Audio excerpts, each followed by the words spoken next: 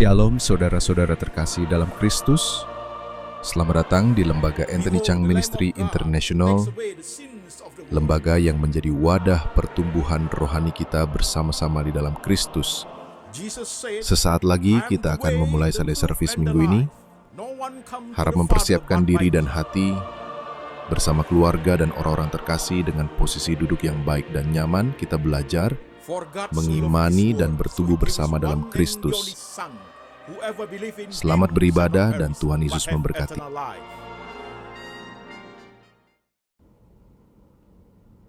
Shalom jemaat sekalian, saya Pendeta Anthony Chang.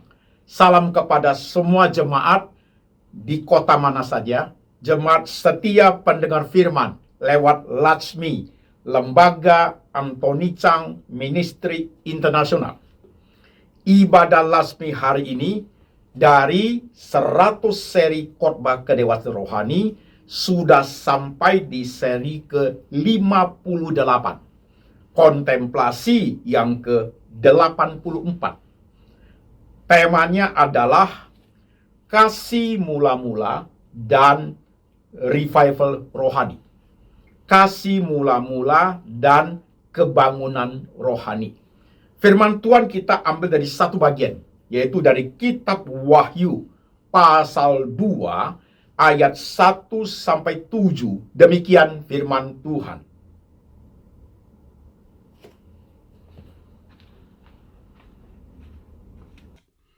Tuliskanlah kepada malaikat jemaat di Efesus. Inilah firman dari Dia yang memegang ketujuh bintang itu di tangan kanannya dan berjalan di antara ketujuh kaki dian emas itu. Aku tahu segala pekerjaanmu, baik jeripayamu maupun ketekunanmu.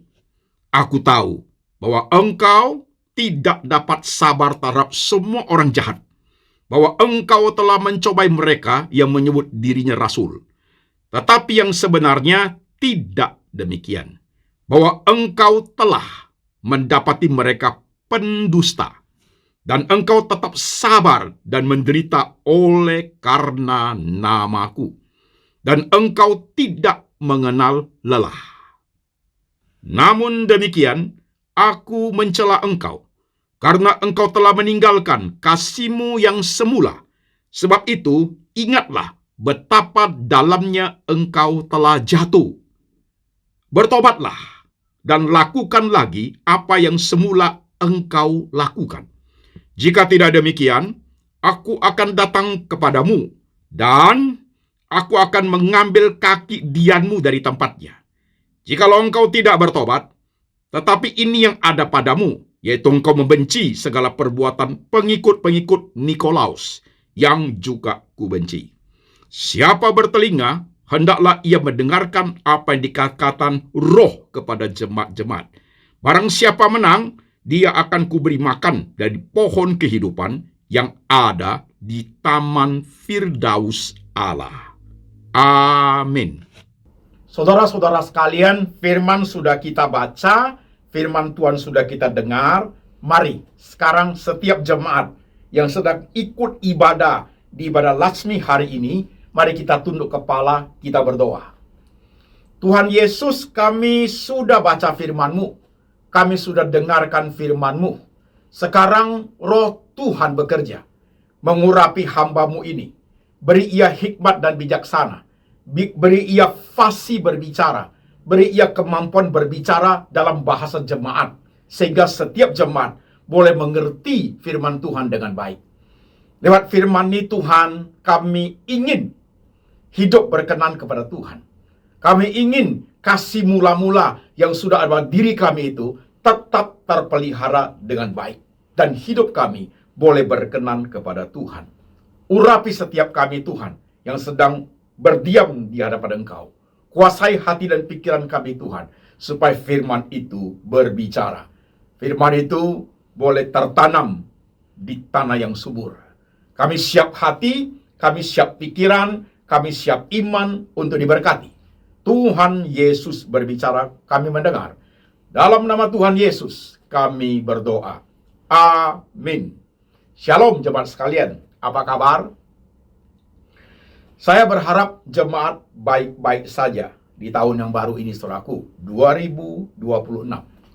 Saudara-saudara sekalian, 100 seri khotbah aplikatif dengan 100 seri khotbah kedewasaan rohani dikhotbahkan selang-seling, saudaraku. Kemarin kita sudah khotbah 100 seri khotbah aplikatif.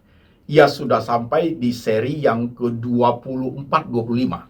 Hari ini, saudaraku, gantian kita khotbah di seri kedewasaan rohani sudah sampai di seri ke-58. Jemaat, saya mengulang sedikit supaya saudara yang belum tahu bisa tahu. 100 seri khotbah aplikatif dengan 100 seri khotbah kedewasaan rohani itu tidak sama. 100 seri khotbah aplikatif gampang diaplikasikan. Tentunya pembahasan akan lebih mudah. Pembahasan sifatnya aplikatif, sangat mudah untuk dimengerti, dicerna oleh jemaat saudaraku. Tetapi kalau 100 seri kedewasaan rohani itu agak sulit. Ya, cara berpikirnya, tingkat kesulitan berpikirnya pun saya naikkan, saudaraku. Kalau 100 seri khotbah aplikatif, tingkat level berpikirnya hanya sampai di level aplikasi saja. Tetapi kalau kedewasaan rohani, level berpikirnya di atas aplikasi, analisa, dan sintesa, saudaraku. Sehingga 100 seri itu, saudaraku, yang 100 seri khotbah aplikatif, 100 seri khotbah kedewasaan rohani itu tidak sama. Ini merupakan suatu kebutuhan dari umat, saudaraku. Karena banyak jemaat, kalangan jemaat punya pikiran yang bagus-bagus. Banyak jemaat juga yang lulusan dari S1, S2, S3. Mereka memerlukan makan rohani yang lebih kuat, saudaraku. Sehingga mereka bisa memilih. Oke, jemaat. Hari ini, 100 seri khotbah kedewasaan rohani sudah sampai di seri ke-58. Temanya adalah kasih mula-mula dan kebanggaan rohani atau revival rohani. Perikopnya sudah kita baca, saudaraku. Sekarang perhatikan jemaat. Saudara-saudara sekalian, seperti yang saya sering katakan, kalau khotbah kedewasaan rohani sudah sampai di seri 58, saudaraku, khotbah ini akan terintegrate dengan seri yang pertama sampai 57, saudara sekalian. Jadi perlu memang daya ingat yang cukup tajam. Bila perlu memang perlu mengikuti yang dari seri 1 sampai 57. Karena akan membahas secara keseluruhan tentang dimensi kehidupan kita, saudaraku. Ini sudah 58. Dia integrate satu tema dengan tema lain. Selalu berkait, saudaraku. Itu namanya berpikir integratif. Jadi khotbah kedewasaan rohani sangat dibutuhkan cara berpikir integratif, bergerak ke semua arah, bergerak ke 57 khotbah yang sudah dikhotbahkan, saudaraku. Otomatis juga bergerak ke semua yang tertulis di Bible, baik di Perjanjian Lama maupun Perjanjian Baru. Sesuai temanya, dia akan melihat secara the whole Bible, yang setiap tema yang kita bahas. Oke, saudaraku, sekarang kita masuk. Saudara sekalian, temanya adalah kasih mula-mula dan kebanggaan rohani. Perikop yang kita baca, saudaraku, adalah surat kepada jemaat di Efesus. Surat kepada jemaat di Efesus. Saudara-saudara, perlu kita perhatikan. Perikop yang kita baca itu, saya langsung bagi 3 segmen. Supaya jemaat itu gampang mengerti dengan baik. Segmen pertama, saudaraku, adalah berbicara tentang kualitas daripada kerohanian, kualitas pada semua tingkah laku rohani daripada jemaat di Efesus. Oke? Segmen kedua adalah Tuhan berbicara tentang jemaat yang di Efesus itu yang sudah meninggalkan kasih semula atau sudah kehilangan kasih mula-mula. Segmen ketiga adalah berbicara mengenai tentang peringatan, pertobatan, pengampunan, dan hukuman. Jadi satu perikop itu saya buat menjadi 3 segmen sehingga kita bisa mengerti secara sistematis, saudaraku. Oke, pelan-pelan. Mari kita mulai, saudara sekalian. Segmen pertama, Tuhan berkata, Aku memuji engkau. Kalau disebut jemaat di Efesus, saudaraku, ya, jemaat di Efesus. Kalau kita bahaskan sekarang, ya gereja. Kalau disebut jemaat di Efesus, berarti termasuk di dalamnya pendeta, diaken, majelis, pelayan Tuhan, semua orang percaya di dalamnya, saudaraku. Oke? Nah, ketika dengan jemaat di Efesus, saudaraku, Tuhan itu memuji. Tuhan memuji jemaat di Efesus. Pujiannya apa? Tadi yang kita baca itu. Aku memuji engkau karena engkau tekun. Wah. Aku memuji engkau karena engkau kuat dalam pengajaran. Aku memuji engkau karena engkau melawan ajaran-ajaran sesat. Kau melawan rasul-rasul yang mengaku sebagai rasul, padahal tidak demikian. Aku memuji engkau, engkau bertekun menghadapi banyak hal oleh karena namaku. Tuhan puji mereka, saudaraku. Jadi segmen pertama adalah Tuhan memuji mereka, saudaraku. Mereka tingkah laku rohaninya, hidupnya bergereja, semua dalam keadaan sangat baik. Sangat baik. Hebat ini jemaat di Efesus, saudaraku. Siapa pendiri jemaat Efesus? Ada 2 rasul di situ. Ada Rasul Paulus, ada Rasul Yohanes. Ada Priscilla, ada Aquila. Betapa hebatnya itu gereja, saudaraku. Terkenal, orang dalamnya giat melayani luar biasa. Dan dipuji Tuhan. Kalau Tuhan puji, berarti bukan bohong. Kalau Tuhan puji, berarti bukan pura-pura. Kalau Tuhan puji, berarti sesuatu memang apa adanya. Kalau Tuhan puji, Tuhan bukan Tuhan yang sengaja dilebih-lebihkan, padahal tidak demikian, enggak. Kalau Tuhan puji, memang kualitasnya seperti itu. Aku memuji engkau. Aku memuji engkau. Kehebatan you, ajaran kamu kuat, kamu melawan ajaran jahat, kamu selit tentang ajaran-ajaran palsu, kamu rela menderita karena namaku. Kau tekun di dalamnya, itu pujian Tuhan kepada jemaat di Efesus. Oke, sip. Daya saudara ya. Sekarang kita masuk ke segmen kedua. Segmen kedua, saudaraku. Tuhan ngomong begini. Tetapi aku mencela engkau. Wah, tadi pujian, sekarang celaan. Aku mencela engkau karena engkau telah meninggalkan kasih semula. Atau bahasa jemaat, saudaraku, bahasa zaman sekarang adalah kau sudah kehilangan kasih mula-mula. Begitu. Kau sudah kehilangan kasih mula-mula. Perhatikan, saudaraku. Lihat kalimatnya. Kamu sudah meninggalkan kasih semula. Kalau yang namanya sudah meninggalkan, dulu ada. Benar dong? Aku meninggalkan keluargaku, contohnya. Dulunya kan aku bersama-sama keluargaku. Kamu meninggalkan kasih mula-mula. Dulunya kan kamu bersama dengan kasih mula-mula. Kira-kira begitu kan? Atau bahasa kita, kau telah kehilangan kasih mula-mula. Contohnya, aku kehilangan uang. Kalau namanya kehilangan uang, dulu berarti aku punya uangnya. Kan begitu? Nah, maka Tuhan ngomong, segmen kedua ini. Kau telah meninggalkan kasihmu yang semula. Atau kamu telah kehilangan kasih mula-mula. Berarti kasih mula-mula itu dulunya ada. Betapa hebatnya jemaat di Efesus itu. Kuat ajarannya, tekun hidupnya, berjuang sungguh-sungguh untuk gereja, ya. Teliti, cekatan, meneliti ajaran sesat, saudaraku, plus kasih mula-mulanya kuat. Betapa hebatnya gereja itu. Kalau dikontekstualisasikan ke zaman sekarang, itu gereja besar. Yang mendirikan 2 rasul besar. Zaman sekarang, pendeta raksasa rohani, terkenal internasional, kuat sekali ajarannya, saudaraku, begitu. Oke? Sip. Tapi waktu Tuhan mencela itu, kau telah kehilangan kasih mula-mula. Kok bisa ya? Apa maksudnya ini? Terkadang kita berpikir, jemaat, bukankah saya sudah melayani? Bukankah aku sudah giat melayani? Aku ini untuk Tuhan. Di gereja, kok aku bisa dibilang kehilangan kasih mula-mula? Apa ini, jemaat? Mari kita pikir. Sampai di poin ini, saudaraku, saya berpikir lebih berat. Kok bisa itu terjadi? Buktinya saya kan melayani. Buktinya mereka berkorban untuk Tuhan. Mereka tekun di dalamnya.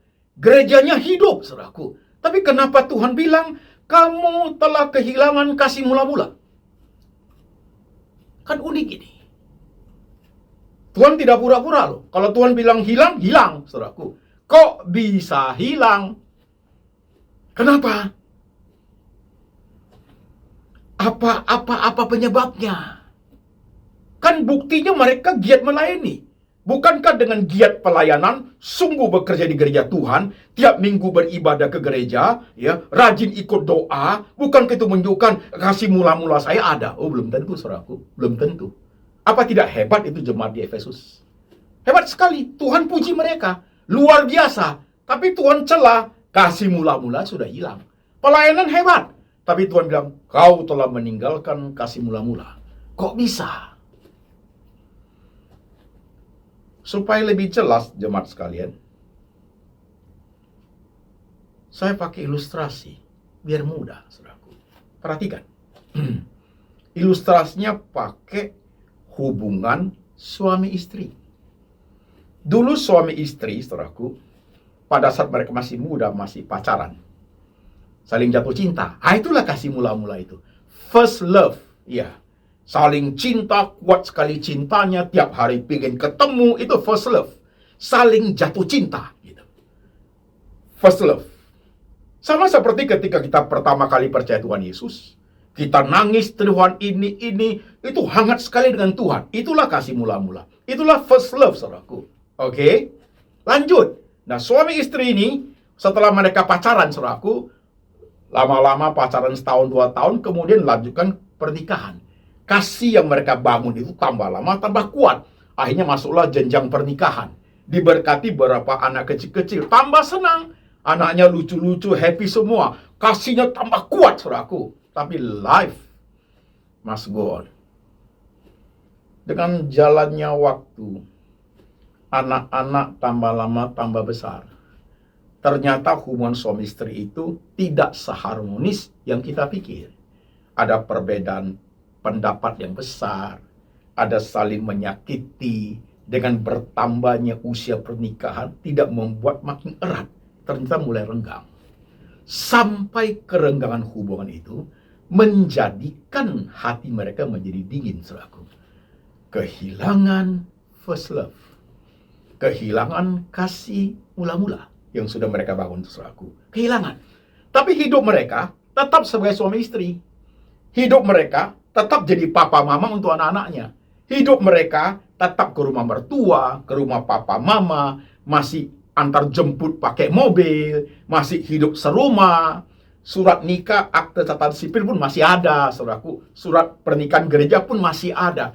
Secara formalitas, kegiatan kehidupan suami istri tetap ada, tapi hatinya kosong. Hatinya dingin. Itu mirip dengan yang tadi Tuhan ngomong. Kau pintar, hebat, pelayanan luar biasa, kuat, cekatan, tingkah laku, rohani itu luar biasa. Tapi hatimu sudah dingin. Itu begitu, saudaraku. Jadi suami istri itu hatinya sudah dingin. Tapi itu masih serumah. Ada berbagai faktor kepentingan. Kasihan anak-anak jadi sedih nanti. Ya, mereka bertingkah laku masih akur lah.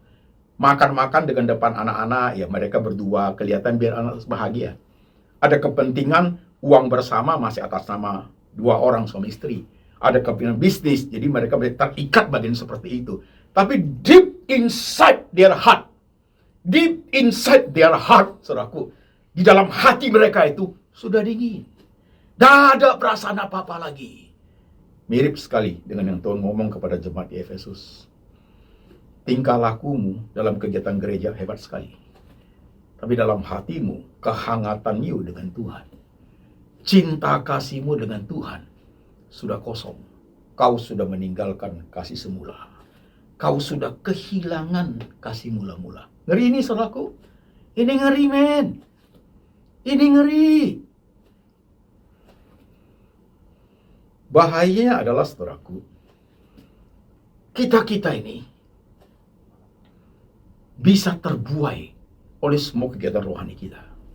Kita pikir aku giat pelayanan, aku giat memberikan persembahan kepada Tuhan, aku pendeta, ya khotbah lah. Apalagi setiap hari kerja ya khotbah. Aku jemaat ya pelayanan, minggu ke gereja jadi diaken, aktif di gereja sebagai kegiatan rutin, ya, begitu. Tetapi cinta, coba tanya diri kita. Kadang kita tidak mampu mendeteksi bagian itu. Kita pikir kita masih rohani. Kita pikir kita masih punya kasih mula-mula dengan Tuhan. Tuhan tembak jemaat Efesus itu. Kau telah meninggalkan kasih itu. Sekalipun secara formalitas kau hebat di gereja. Apa bedanya dengan suami istri itu?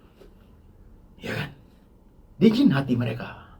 Diundang oleh temannya, ada pernikahan, anak dari temannya harus hadir. Suami istri hadir, berpasangan, tiba di tempat pernikahan. Senyum kiri, senyum kanan. Gitu. Beda loh, waktu pertama mereka menikah, jalan beriringan di dalam pesta pernikahan itu, mereka tersenyum, hati mereka berbunga-bunga. Dengan waktu mereka hadir di pernikahan orang, masih berdua jalan, senyum mereka itu palsu. Kadang kenapa? Hati mereka sudah dingin. Beda sekali suasananya. Nah, ini yang terjadi, saudaraku. Jangan bilang tidak. Harus hati-hati. Faktor di luar tingkah laku rohani kita tidak bisa menjadi faktor penentu hati kita. Jangan terbalik. Justru yang harus adalah faktor hati yang menentukan tingkah laku rohani, saudaraku. Itu paling basic, itu paling kuat. Apa yang dalam hatimu itu tercetus dari kekuatanmu, saudaraku. Begitu. Tercetus dalam tingkah laku kita. Kalau hati tidak ada, tingkah laku bisa bohong. Bisa bohong. Kelihatan bagus tapi hatinya tidak ada. Ya persis dengan suami istri itu. Ini bahaya bagi kerohanian kita, saudaraku.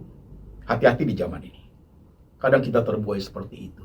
Tanpa sadar atau kita merasa, ya mau bagaimana lagi Pak Pendeta. Gitu. So how dalam kasus seperti ini, saudaraku?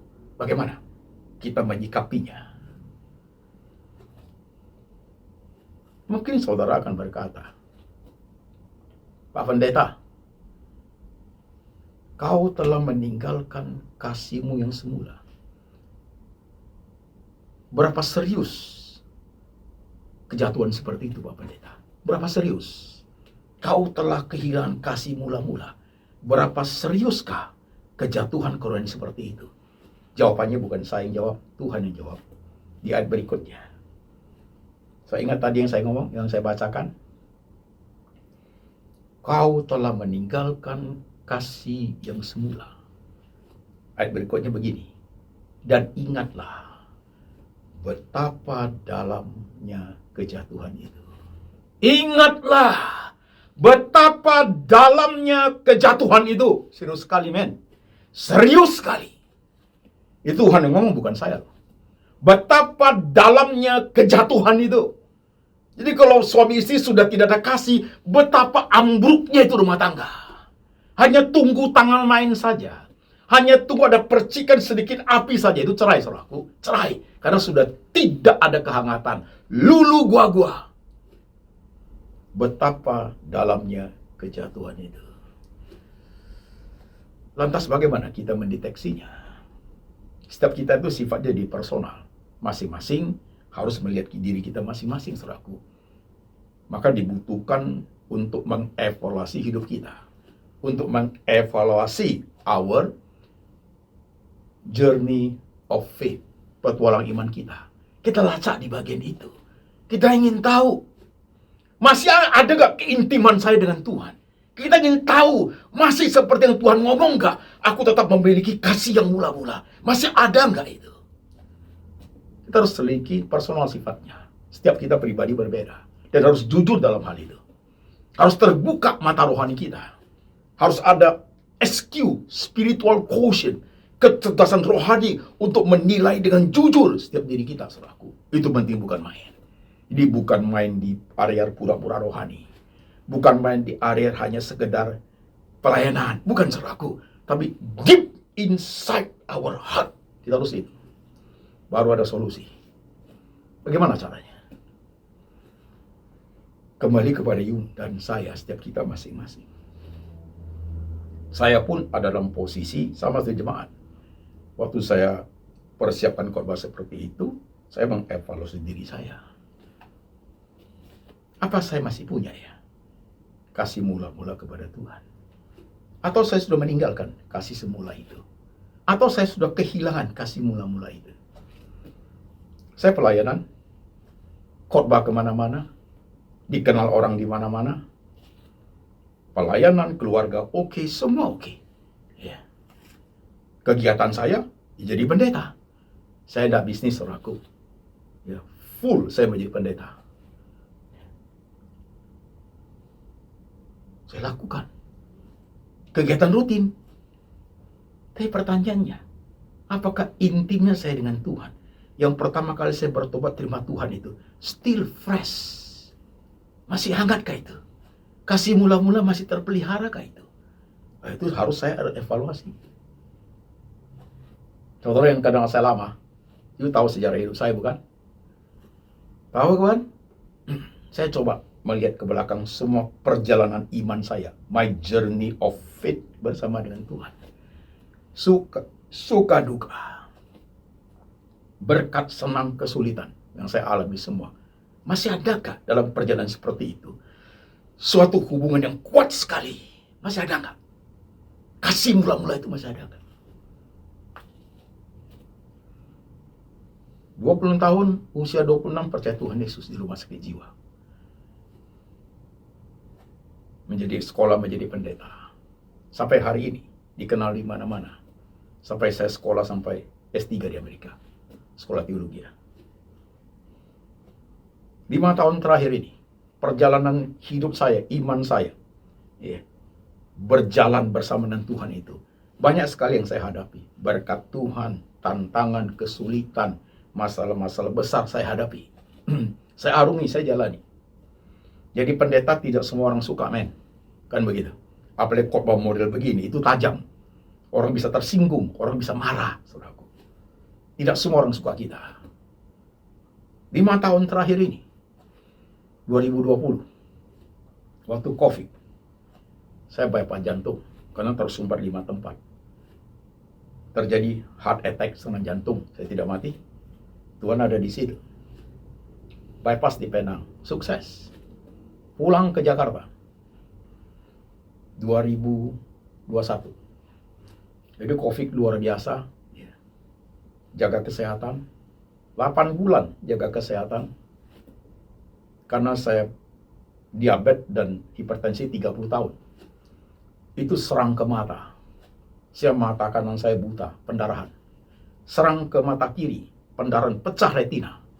Sehingga kelihatan tinggal 16%. Tidak bisa lihat apa-apa, hanya raba-raba. Saya operasi di Singapura. Sukses.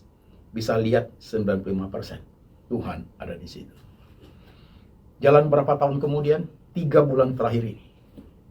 Waktu saya periksa kesehatan saya, kenapa diabetes saya tidak turun-turun? Udah makan obat, gulanya tetap tinggi. Saya cari dokter diabetes. Oh, Bapak sudah hipertensi, diabetes 30 tahun. Itu menyerang ke 7 titik. Ya. Jantung, mata, ya, lever, ginjal, prostat, itu 7 titik.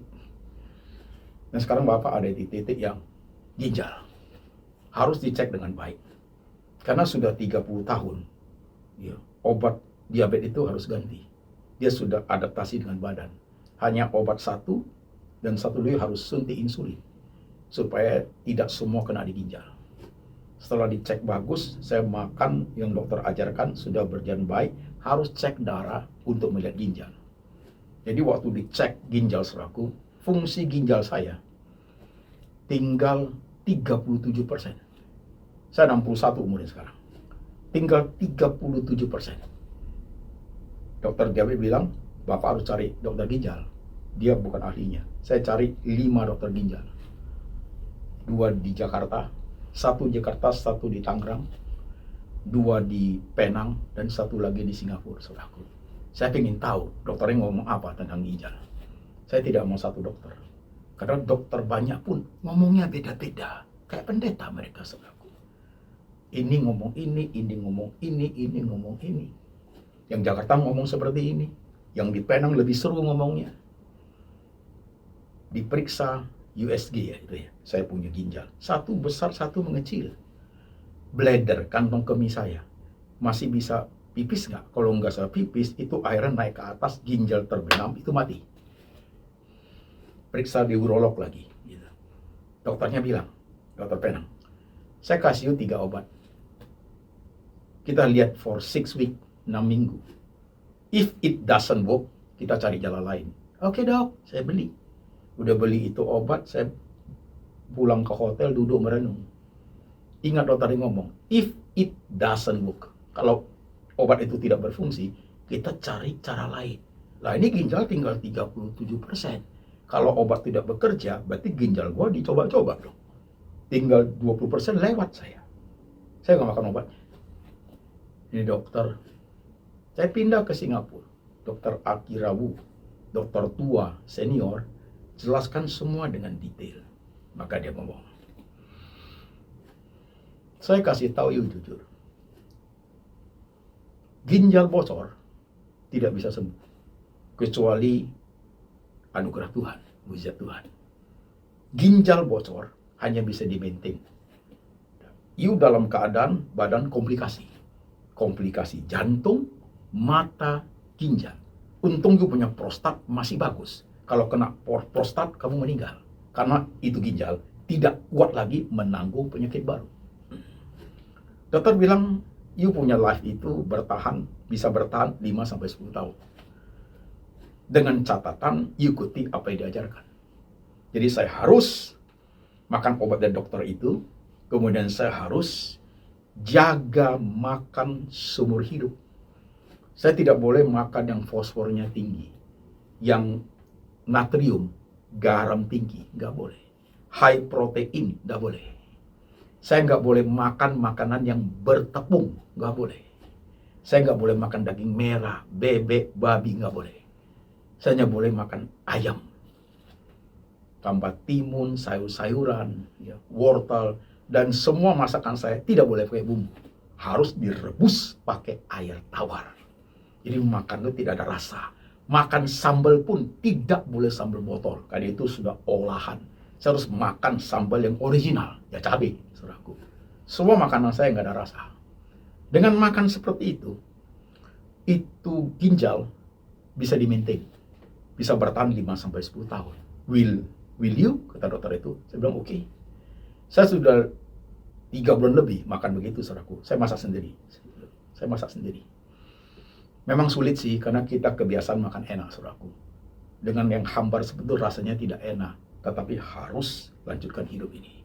Harus lanjutkan. Saya sudah turun 5 kilo, saudaraku, karena makan seperti ini. Saudara perhatikan. Sekarang perhatikan. Dalam kondisi begini, journey of my faith. Hidup nggak intimasi saya dengan Tuhan? Hidup nggak kasih mula-mula saya dengan Tuhan? Dulu Tuhan tolong saya. Waktu sakit Tuhan tolong, waktu ini Tuhan tolong, jantung Tuhan tolong. Sekali ini Tuhan pasti tolong. Pasti saudara bilang amin. Ya kan? Tapi koma. Sekali Tuhan tolong, ini Tuhan pasti Tuhan tolong. Koma. Sekali Tuhan tolong, dulu Tuhan tolong, sekarang Tuhan tidak tolong. Amin nggak? Amin. Amin. Dalam tokoh Alkitab, saudaraku, banyak tokoh Alkitab di hari tuanya, saudaraku, di akhir hidupnya Tuhan tidak tolong. Nah, tapi mereka tetap survive. Tuhan sembuhkan saya seperti balikan tangan. Ya. Tapi kalau Tuhan tidak sembuhkan saya, juga tidak apa-apa. Saya jaga diri saya, jaga makan, sampai komplikasi akut, saya pulang ke rumah Tuhan. Saya disembuhkan, thank you. Saya tidak disembuhkan, tidak apa-apa. Aku mau setia sampai mati. Aku mau setia mengabdi melayani sampai mati. Sampai mati. Kesetiaanku kesungguhan melayani bukan karena Tuhan sembuhkan saya. Bukan karena Tuhan tidak sembuhkan saya. Tuhan sembuhkan saya, tidak sembuhkan saya. Aku mau setia sampai mati. Saya masih merasakan kehangatan itu. Saya masih merasakan kasih mula-mula itu. Kasih saya kepada Tuhan.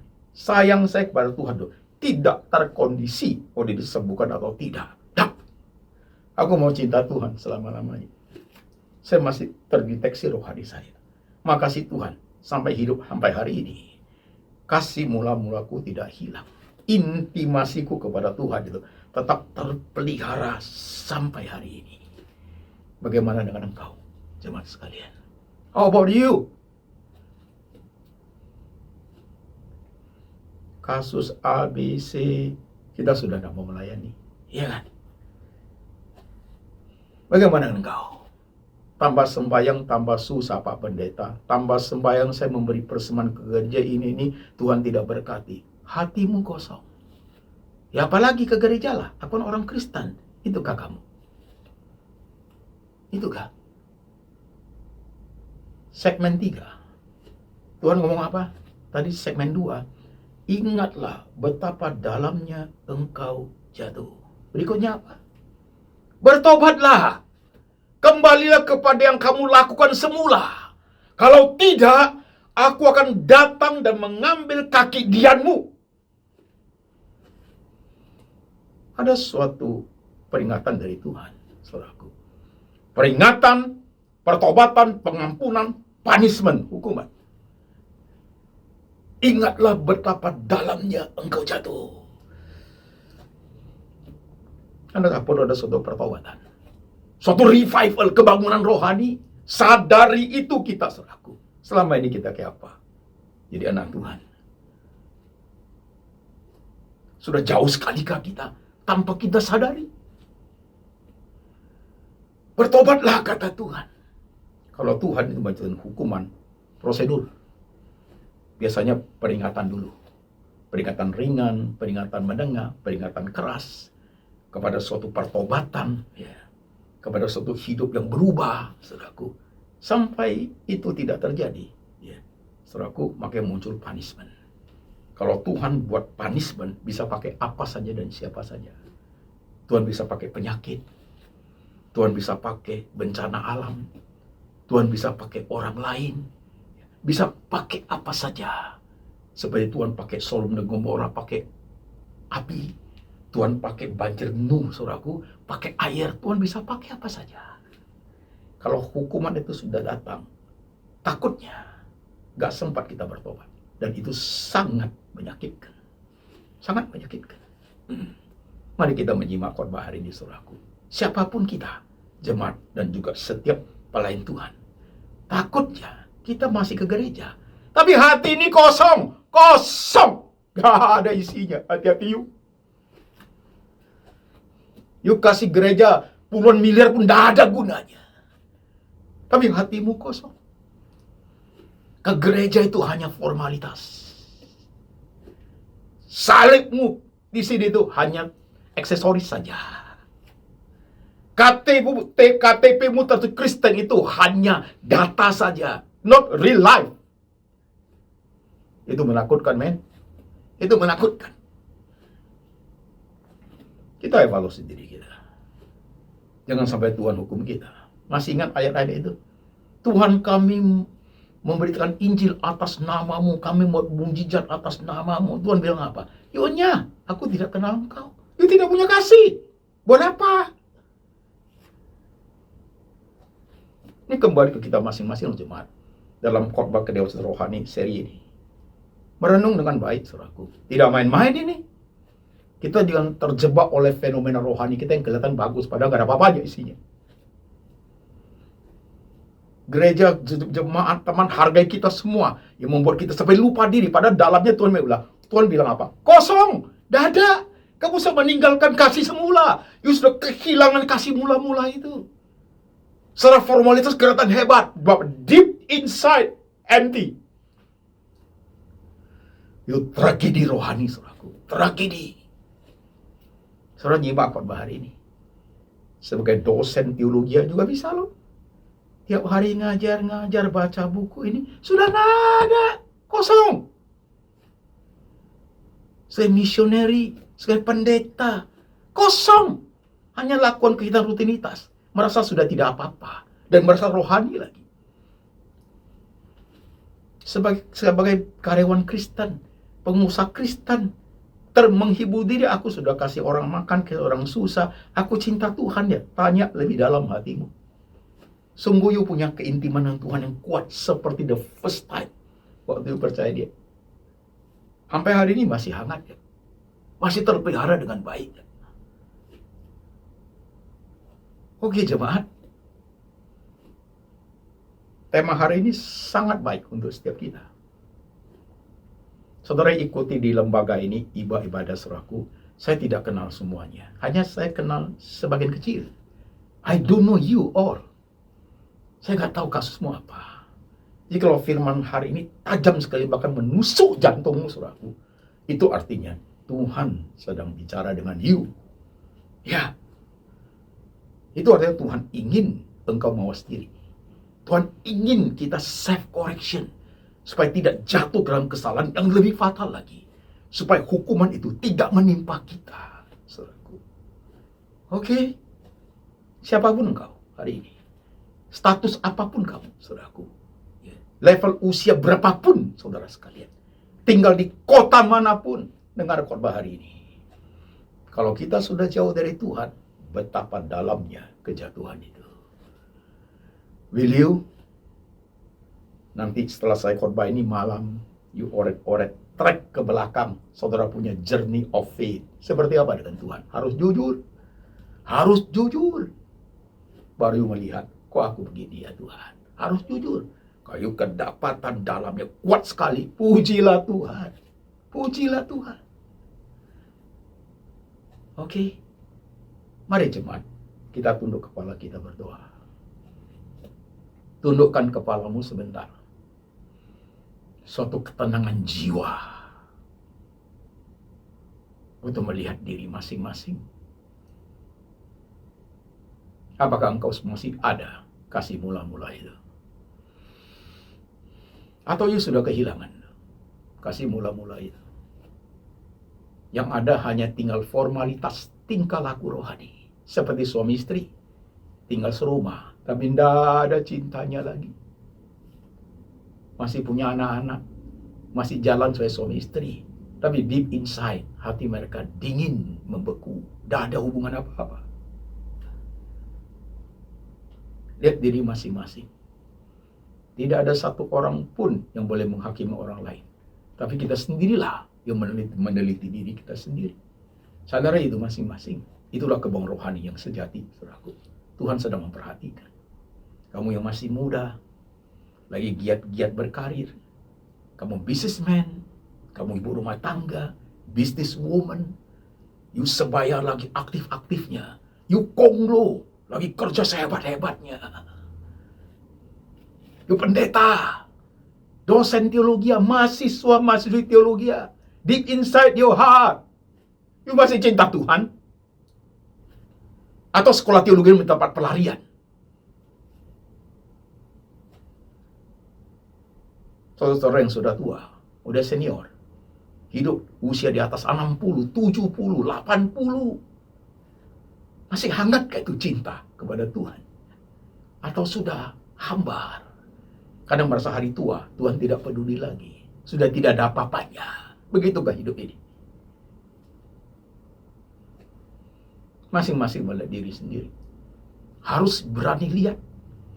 Berani jujur. Berani koreksi dengan amat tepat. Supaya suatu hari tidak ada penyesalan. Tuhan, siapakah kami? Orang yang tidak terlepas dari kesalahan dan kekurangan. Kadang kami harus belajar dari kesalahan. Sering kami belajar dari air mata. Sering kami belajar dari keterpurukan kami Tuhan. Sering kami melihat masa lalu kami yang silam, yang kelam. Di situ kami belajar untuk bersandar kepada Engkau. Demikian pun hari ini Tuhan. Urapi kami, kuasai hati dan pikiran kami. Bawa kami ke dalam rohani yang sesuai dengan yang Tuhan mau.